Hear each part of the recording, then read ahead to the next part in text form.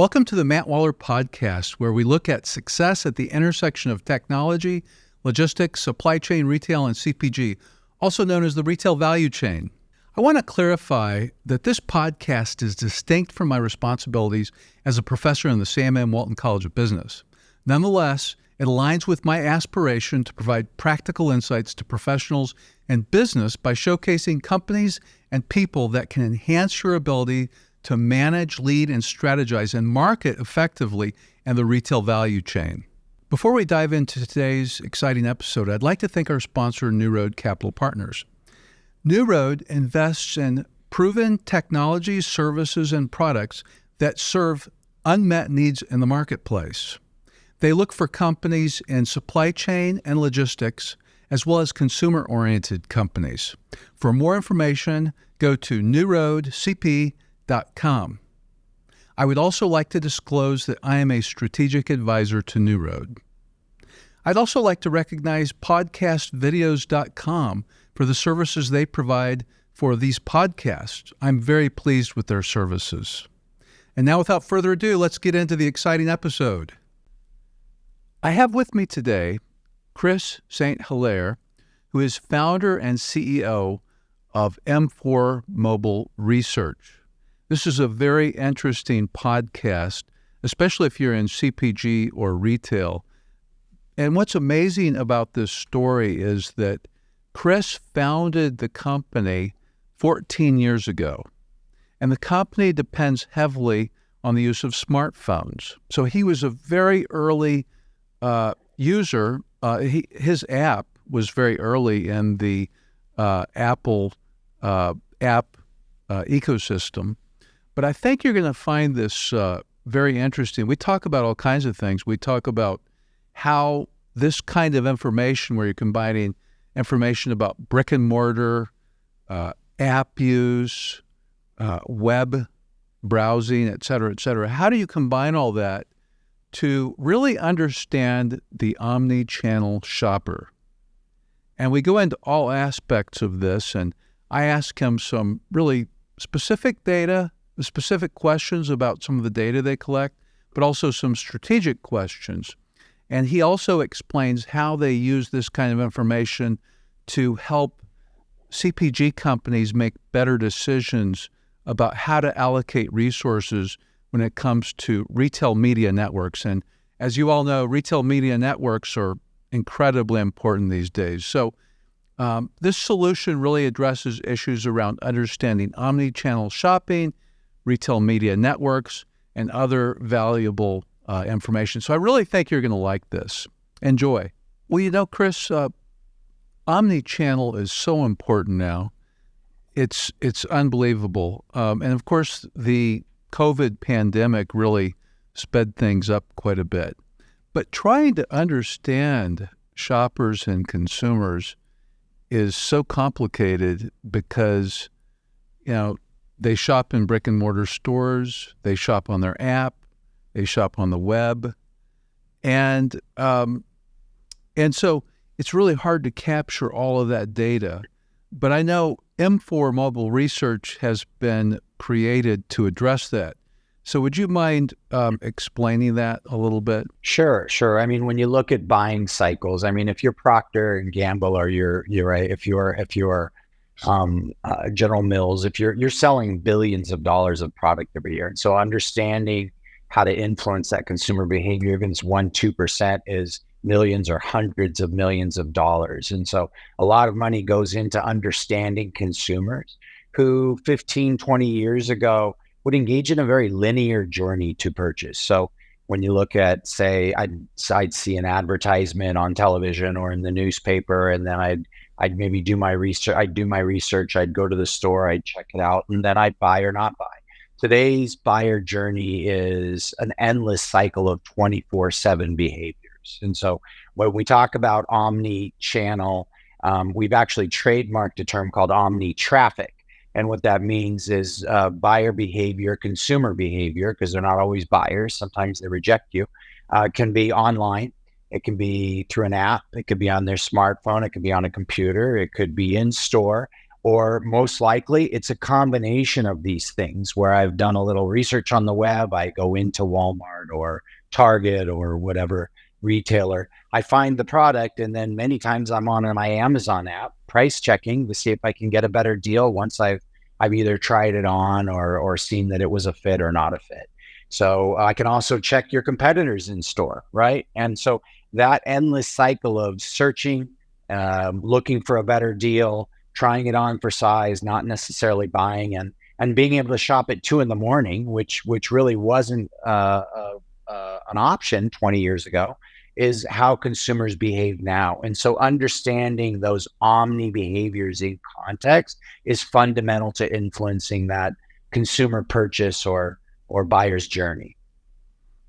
Yeah, that makes a lot of sense. So once you have that kind of information, how do you help brands and retailers really understand the customer shopping journey?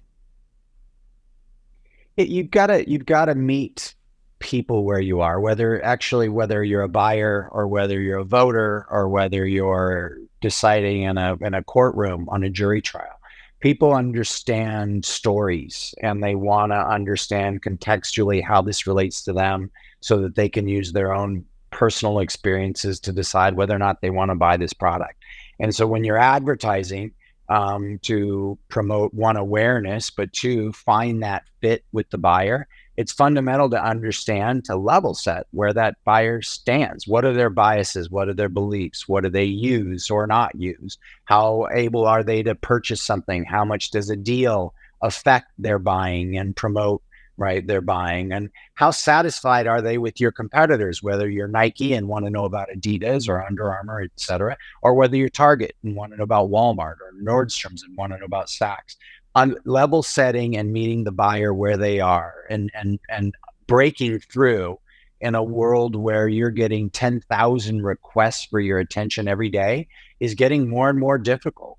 And so we help at MFour retailers, we help big brands understand where their brand sits in that profile I just laid out. And so we want to help them find where the buyer is, connect with the value propositions that are going to break through in an ever increasingly noisy and fast moving world of messages. So going from that very high level strategic question, I'd like to dive into something more tactical. I noticed that one of the metrics you use is median dwell time. What does that mean, and why is it important?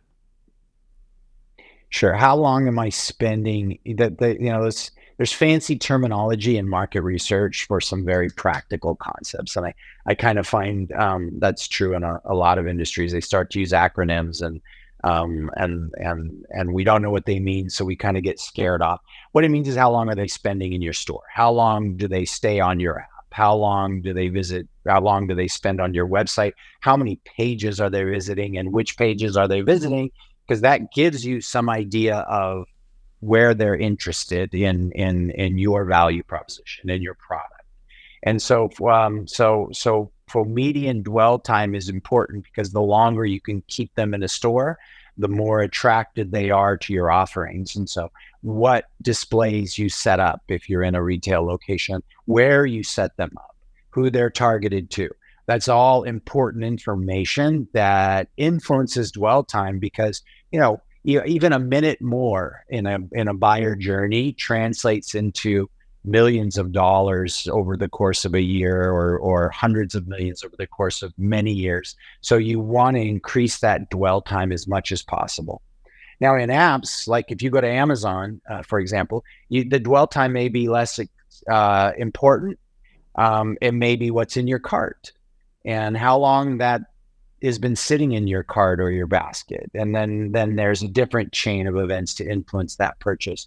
But there's so many practical metrics you can use to gauge the success or interest of your product or your store, and how well you're connecting with the buyer. The more types of omni traffic metrics we can give you, that broader look into the buyer journey, the better off you are, or the easier it is or the more metrics driven you can become in the decisions you make to affect those purchases.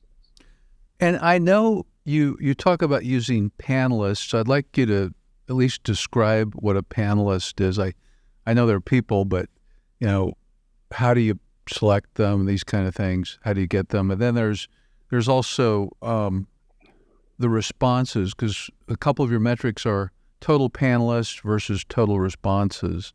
So would you mind explaining that? Sure.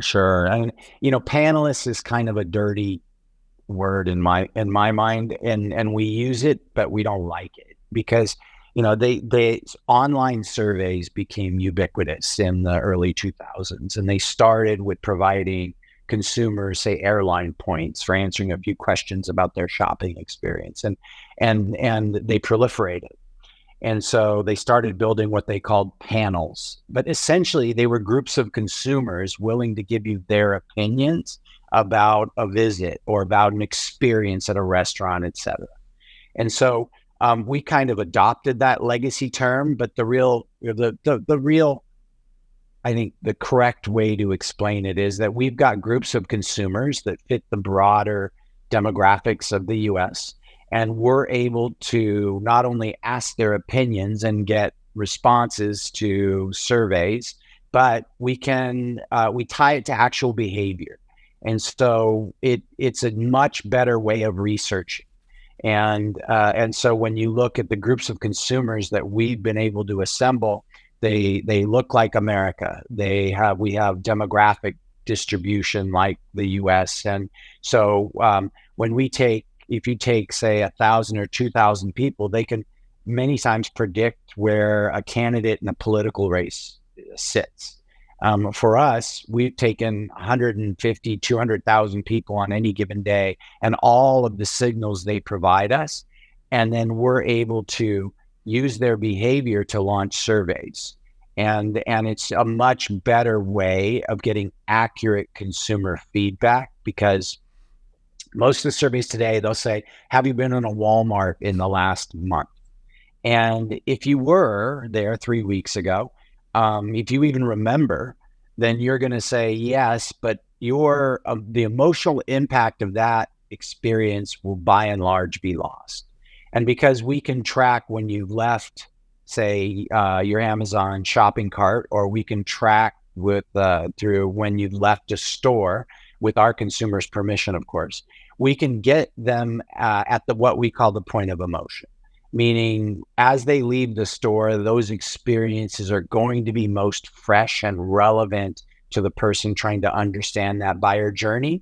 And so for us, that consumer panel is really consumers that we work very hard to establish a relationship with, keep engaged in a fair trade data way, meaning clear opt-ins for them sharing their say, location or app and web behavior, so that we can create a large sample of the US population and be able to aggregate why consumers are making the decisions they are, or even more importantly, spot trends in consumer behavior before they emerge, so that retailers or anyone selling can get ahead of them and influence that buyer journey.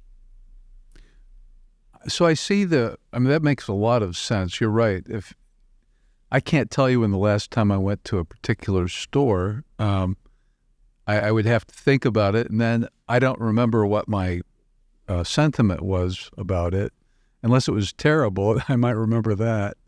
Right. But so how do you use and combine survey completion data and location data? I understand if someone leaves the store, they're going to be able to answer the questions better at that time.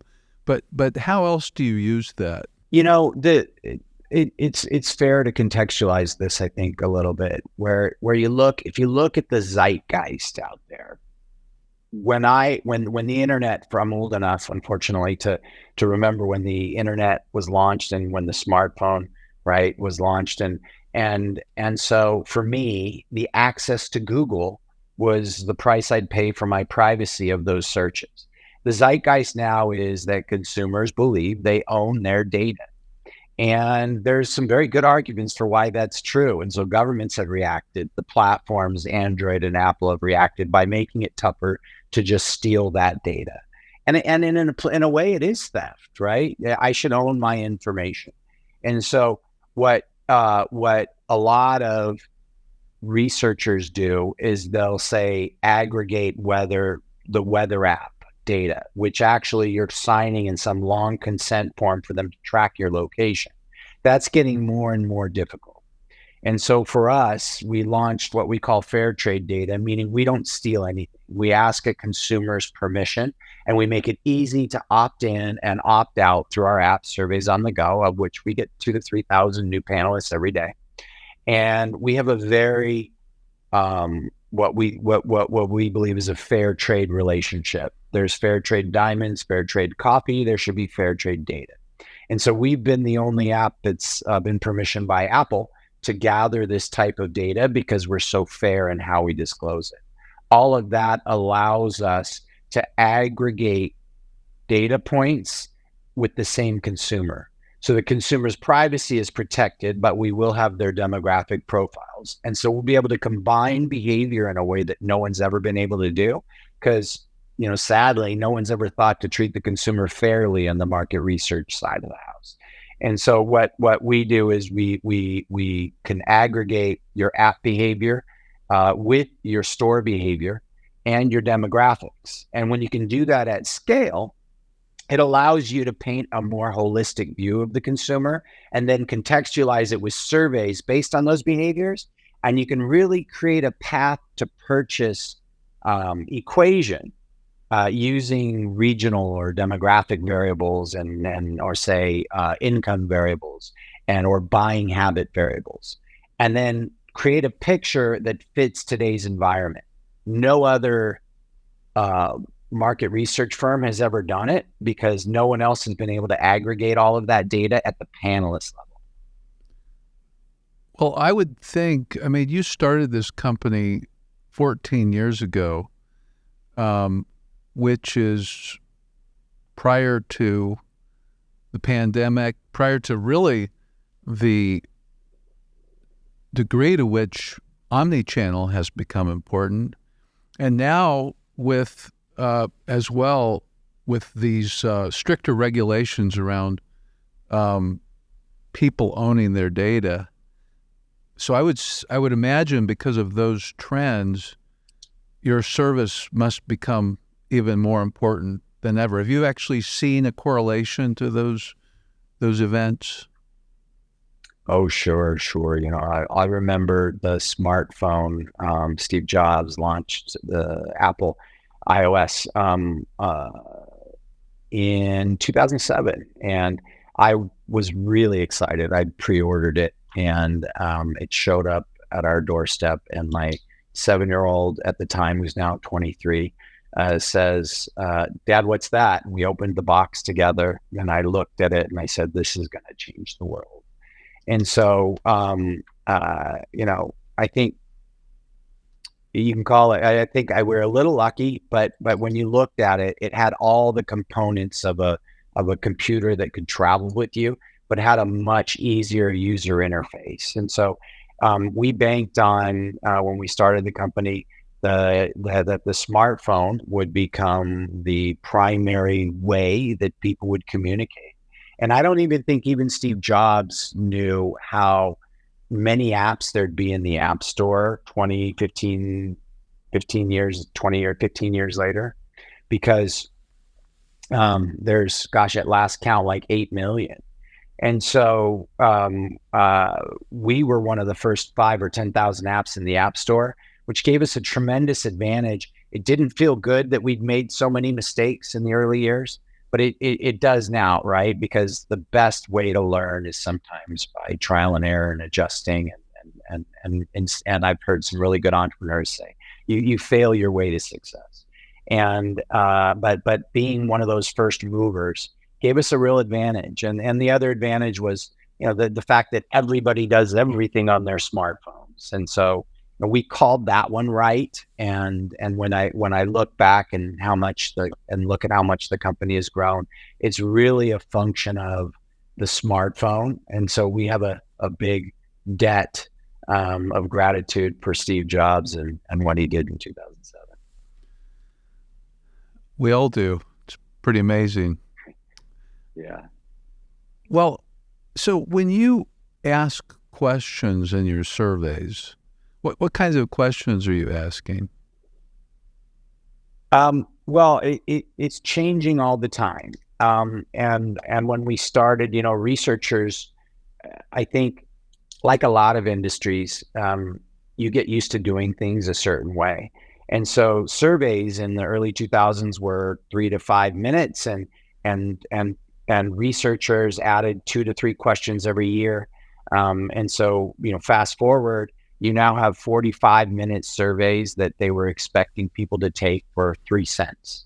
And that just wasn't realistic. And so what we've moved to, especially on the smartphone, is one, validating behaviors so that you could get right in and start asking questions about the buyer journey based on some observed behavior, so you're talking to the right person. We also have demographics and things stored. So we can get all of that out of the way, which is a massive advantage, and get right to the point. But specifically, the questions we ask are now in a shorter format. We try to get to the point as quickly as humanly possible. And so, we've developed best practices and user interfaces that interact with the smartphone in a way no other surveys do, and bring you to completion faster, because let's be honest, that the average person's attention span is decreasing, not increasing. And so for us, it's about simplicity of experience. It's about intuitiveness of the journey through that survey, as much as it is about the question. And if you get us started talking about AI and how that's going to influence things, and already is to some extent, market research in many ways is becoming democratized. And more people have the ability to access and understand very complex data sets or create great questions using AI and some best practices in the industry that it's been able to contextualize for people that don't necessarily understand MR, market research. When shoppers go into a store and they face a stock out, they sometimes will substitute a product. Sometimes they'll just not buy that particular product and they go about their shopping journey and finish it. Sometimes they'll switch to a different brand or a different size, sometimes even a different category. Sometimes they leave the store. And if it happens too much, they might just quit going to that store. Right. But it's not just stockouts, it's also just bad experiences that have an impact. And I know you all have done a study where shoppers in a retail chain, when they found it difficult, this was a particular retail chain, when they had a difficult experience in that shopping location, they increased their shopping at Walmart by 22%. So that's a really dramatic number, and it shows how this information is so important. I know prior to this kind of technology, people really didn't know if someone experienced a stockout, they really didn't know what happened next. Mm-hmm. Would you mind talking to that a little bit? Yeah, and if I'm understanding you can track things, you can track products in much more real time than you used to be able to. But where something is, like if it's on the first, second, third, fourth shelf, actually matters, and whether or not a product is eye level.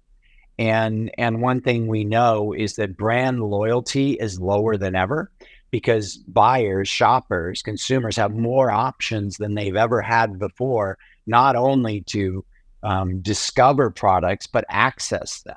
And so smaller brands, let's say, can compete. Like, let's take beer, for example. Some of these smaller brands could take a bite out of Budweiser or Anheuser-Busch pretty darn quickly. And that's because of omni-channel, omni-traffic consumer behavior. it's that endless buying cycle that I talked about before.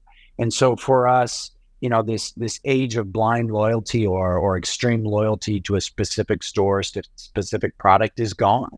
And so you've got to constantly understand that consumer, constantly communicate to the values, the interests, the things that get their attention if you want to keep them buying your brand.